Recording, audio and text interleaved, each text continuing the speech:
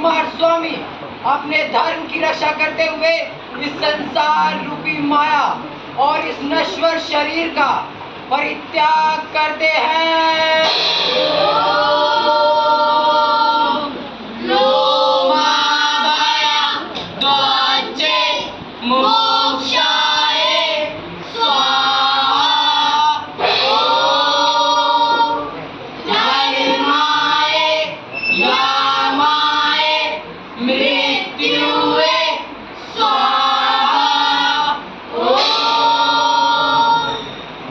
आचार्य कुमार स्वामी की मृत्यु नहीं हुई।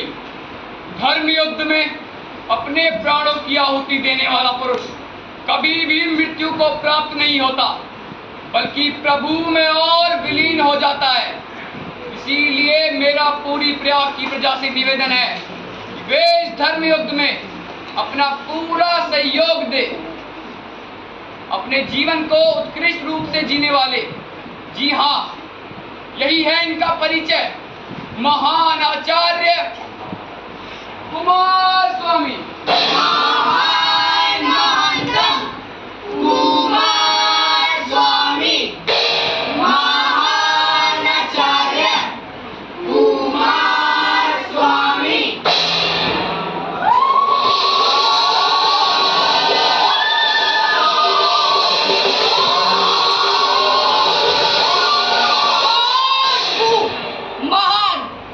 महानतम आचार्य कृपाचार्य, एक नए धर्म बोध के प्रणेता। मैं कुमार स्वामी, क्या यही है मेरा परिचय? मृत्यु के पश्चात मुझे अभी अभी इसका बोध हुआ है कि कैसे होता है ये सब। जीवन भर जो मनुष्य बन नहीं पाता तथा मृत्यु के पश्चात एकदम से बना दिया जाता है, मुझे जैसा साधारण प्राणी और महान कदापि नहीं, कदापि कदापि कदापि नहीं। मैं ये चीख चीख कर, चिल्ला चिल्ला कर कह सकता हूँ कि ये सब झूठ है, फरेब है, बल्कि गढ़ा गया है। मैं तो केवल एक संवेदनशील प्राणी था। मुझे नहीं मालूम कि मैंने कभी ये संकल्प ले लिया कि मैं मनुष्य जाति को अंधेरे से उजाले में लाऊंगा, परंतु मैं वो राह ढूंढ ना सका और मैं चल पड़ा। मेरे पांव अनजाने में उस ओर चल पड़े जहां मेरे जीवन का एक नया और एक अंतिम अध्याय लिखा जाना था। मुझे आज भी याद है, प्रयाग चंद्रपासों का वो एक मठ और वक्त से हारा हुआ मैं। समय की बातें हैं, हम अपना धर्म निभाएंगे, अधर्म पे मर मिट जाएंगे।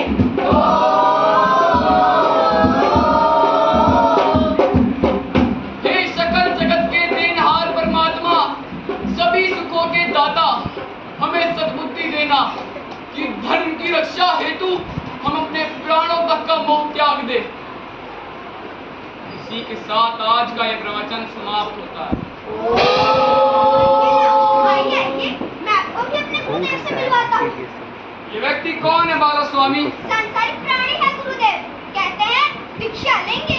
आप ही के बारे में पूछ रहे थे। आचार्य, आपके धर्म बोध का ज्ञान चाहिए। इस सांसारिक जीवन से हार चुका हूँ, केवल आपके चरणों में स्थान चाहिए। क्षमा कीजिएगा गुरुदेव, लेकिन बाहर के किसी प्राणी को ऐसे दीक्षा नहीं दी जाएगी। पहले इन्हें अपनी परीक्षा देनी होगी। कैसी परीक्षा? इस सांसारिक जीवन से हार कर क्या यहाँ पर जीत पाऊंगा या नहीं, इस बात की परीक्षा। तुम अपने सत्य को पहचानते हो, तुम्हें कोई परीक्षा की आवश्यकता नहीं है, किंतु हमारे कुछ प्रश्न हैं जिनके संदर्भ में तुम्हें विचार करना होगा। धन का मार्ग बहुत कठिन है।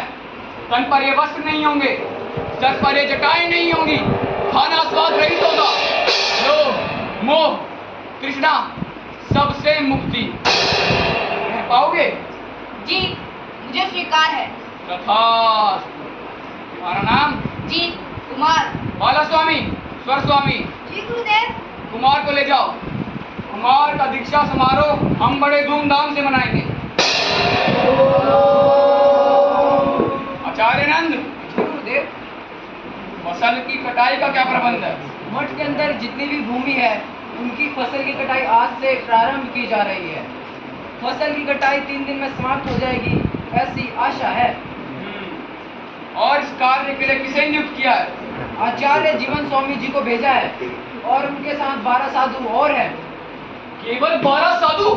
आचार्य नंद, आप भली भांति जानते हैं कि कर्माधीश और उनके लोग हमारी भूमि पर आग गड़ाए बैठे हैं। टकराव की पूर्ण संभावना है और ऐसे में केवल 12 साधु? परंतु गुरुदेव,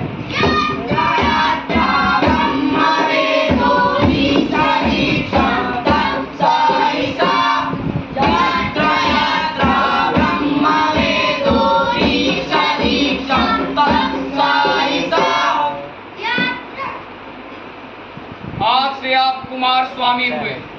आज से भगवान चंद्र आपके इष्ट होंगे। धर्म की रक्षा के लिए आप अपना सब कुछ गुरुचरणों में अर्पित कर देंगे। परंतु गुरुदेव, कुमार भिक्षा के लिए गुरुदक्षिणा नहीं देंगे। आचार्य, इस पंच तत्व शरीर को छोड़कर मेरे पास देने के लिए और कुछ नहीं है। आप कहे तो इसे ही गुरु चरणों में अर्पित कर दूं। इसकी कोई आवश्यकता नहीं है। समय आने पर हम स्वयं मांग लेंगे। इसी के साथ कुमार का दीक्षा समारोह समाप्त होता है।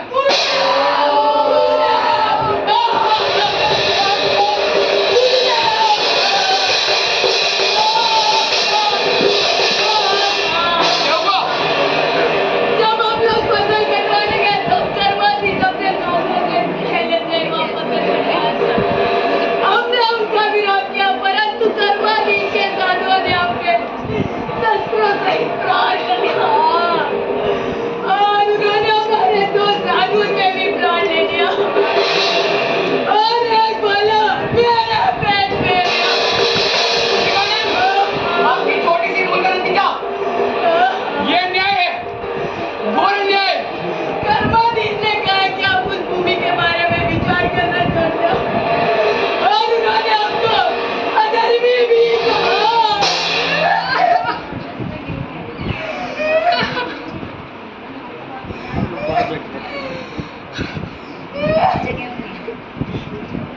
जीवन स्वामी के मृत शरीर की सौगंध कर्माधीश को इसका फल अवश्य मिलेगा। चलिए नंद।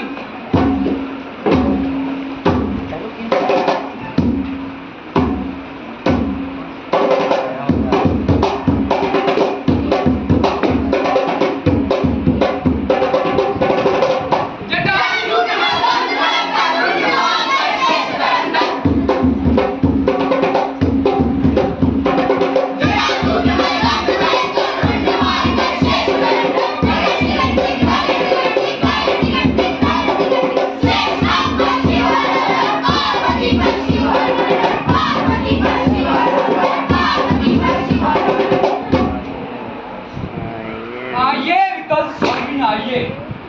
शुभागमन, हम आपकी प्रतीक्षा कर रहे थे। जीवन स्वामी की मृत्यु जैसा जघन्य अपराध क्या क्षमा योग्य है कर्माधीश? हमने कोई अपराध नहीं किया। हमें अपने अधिकारों की रक्षा के लिए जो उचित लगा हमने वो किया। अधिकारों की रक्षा हत्या करने से नहीं होती कर्माधीश। हम ऐसा ना करते तो क्या करते? आप हमारे अधिकारों पर सांप की तरह कुंडली जमाए बैठे थे। ऐसे में हम क्या करते? अरे हम दोनों गुरु भाई हैं और गुरु भाइयों के साथ ऐसा व्यवहार मैं मानता हूँ। हाँ, मैं मानता हूँ, परंतु ऐसे में गुरुदेव को क्या हक था? मठ की सारी भूमि तुम्हें और तुम्हारे उपासकों को सौंप दी। हमें क्यों नहीं? केवल इसलिए कि हमने चंद्र की उपासना करके सूर्य की उपासना की।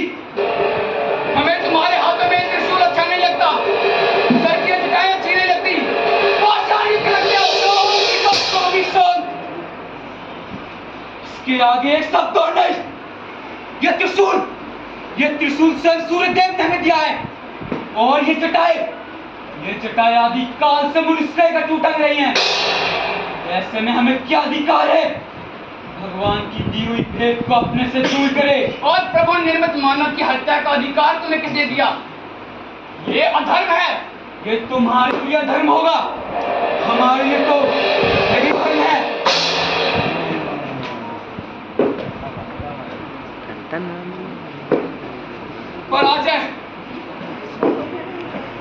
पराजय, इस खेल में तुम्हारी पराजय अवश्यम भावी है कर्माधीश। परंतु कैसे गुरुदेव? प्रजापति ने आदि भूमि जटाधारियों को दान में दे दी है, ऐसे में कैसे संभव है? संभव है। हम प्रजापति को विवश कर देंगे कि वे अपने आदेश वापस ले। अब केवल एक ही मार्ग बचा है, धर्म युद्ध, आमरण व्रत। एक साधु का आमरण व्रत पूरी प्रजा को जागृत कर देगा और प्रजा ही प्रजापति को विवश कर देगी कि वे अपने आदेश वापस ले। क्षमा कीजिएगा गुरुदेव, परंतु एक छोटी सी भूमि पाने के लिए आमरण व्रत उचित होगा? विवाद मत करो कुमार, ये विवाद करने का समय नहीं है, कर्म करने का समय है। कर्म करना होगा। परंतु गुरुदेव, ये आमरण व्रत रखेगा कौन? कुमार स्वामी। कुमार, तुमने हमें वचन दिया था कि हम जो मांगेंगे तुम हमें दोगे, या तो कह दो कि तुम हमें अपना गुरु मानते ही नहीं। आचार्य, हम प्रसन्न हुए कुमार। आचार्य नंद, जी गुरुदेव। पूरे नगर में ढोंडी पिटवा दो कि आज से कुमार स्वामी आमरण व्रत पर है, धर्म की रक्षा के लिए।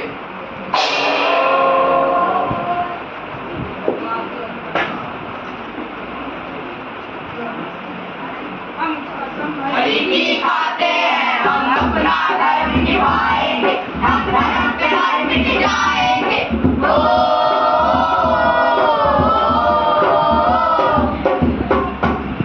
सुनो सुनो सुनो, आचार्य कुमार स्वामी आज से आमरण अनशन पर है।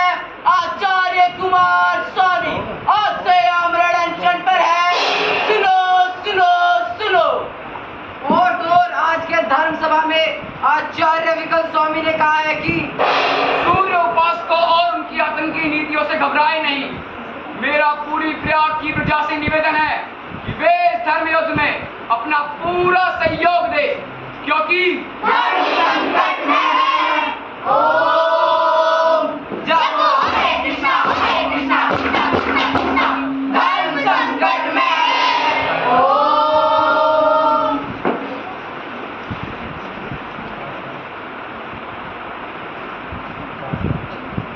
आचार्य आचार्य, मैं आपके लिए भोजन लाया हूँ, शीघ्रता से भोजन कर लीजिए। मैं बाहर द्वार पे खड़ा हूँ, किसी को भीतर नहीं आने दूंगा। रुकिए बाला स्वामी, इधर आइए, ये भोजन ले जाइए। मैं भूख से व्याकुल नहीं हूँ और व्रत की अवधि में भोजन करने से पाप ही तो लगता है, और मैं गुरुदेव की आज्ञा का उल्लंघन नहीं करना चाहता। कैसा पाप, कैसा उल्लंघन? और देखिए वहाँ से कोई आ रहा है। द्वार बंद कराए नंद। जी गुरुदेव। वैसे कुमार का स्वास्थ्य कैसा है? कुमार का देह स्थिर हो गया है। वैद्य जी ये औषधि देकर गए थे। कुमार का स्वास्थ्य तो वैसे भी हमारे लिए कोई चिंता का विषय नहीं है, किंतु जिस संदेह की दृष्टि से वे हमें देखते हैं,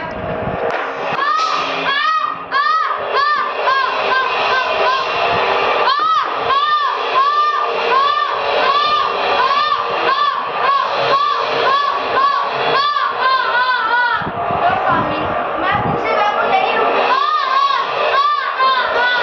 स्वामी, मैंने कहा ना मैं भूख से व्याकुल नहीं हूँ। स्वामी, मैंने कहा ना मैं भूख से व्याकुल नहीं हूँ। आचार्य आचार्य, नगर में आतंक फैला हुआ है। मेरा पूरा परिवार तो मारा जा चुका है। ये सब आपकी वजह से हुआ है। और मेरे सारे मित्र भी मारे गए। ये सब आपकी वजह से हुआ है। ये नगर छोड़ के जा रहे हैं। कटार उठाना क्या है? अब मैं ऐसे मारूंगा, ऐसे मारूंगा, ऐसे मारूंगा।